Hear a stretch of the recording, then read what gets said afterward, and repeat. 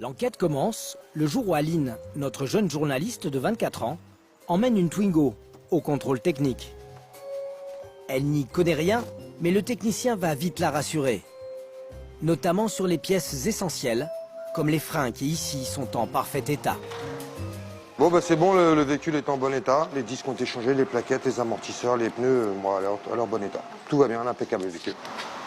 Je vais demander de faire une petite signature ici. D'accord, ok. Là.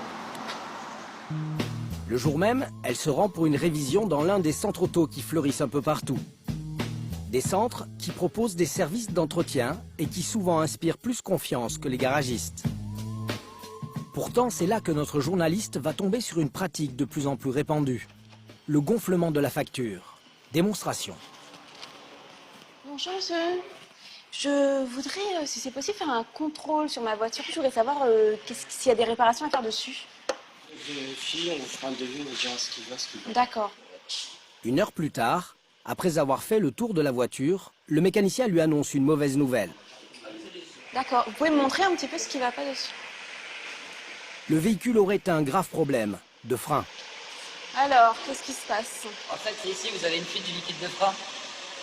Ah oui? Là, ça coule et normalement, ça doit être étanche.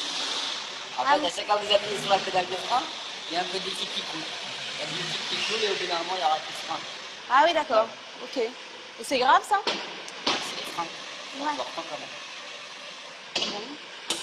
Et vous pensez que si je passe le contrôle technique comme ça, Non, ça sera refusé.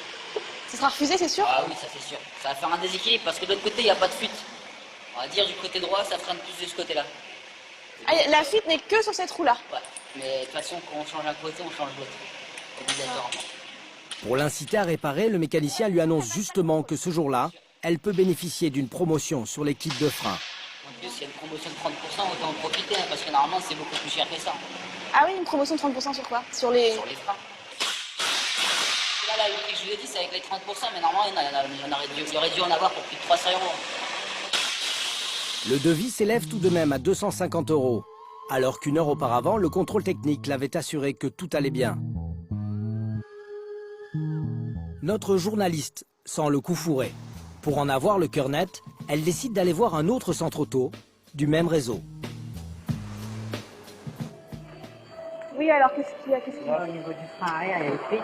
Il y a une fuite? Ouais, là. Là, normalement, ça doit être étanche. Et c'est grave, ça? Ah, c'est les freins, là. Même diagnostic. Mais plus troublant, le mécanicien utilise exactement les mêmes arguments que son collègue.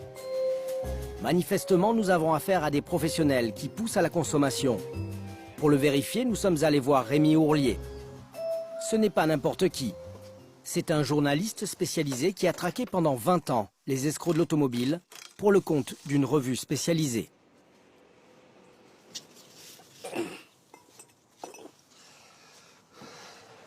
C'est sec. C'est sec, il n'y a pas de fuite. Pour Rémi, ces fuites imaginaires existent pour une excellente raison. Dans certaines enseignes, les réceptionnistes et les mécaniciens sont payés à la commission sur les pièces vendues.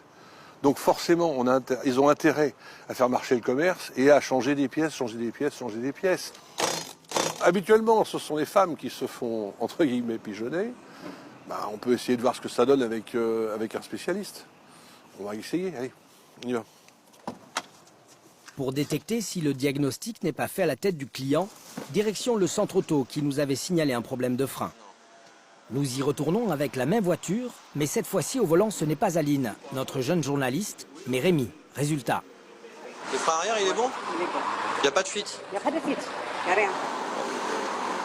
La voiture n'a pourtant subi aucune réparation entre ces deux visites. Vous êtes sûr qu'il n'y a pas de fuite là? Non, non. C'est bon, hein, Non, il n'y a rien. Comme par miracle, la fuite a disparu.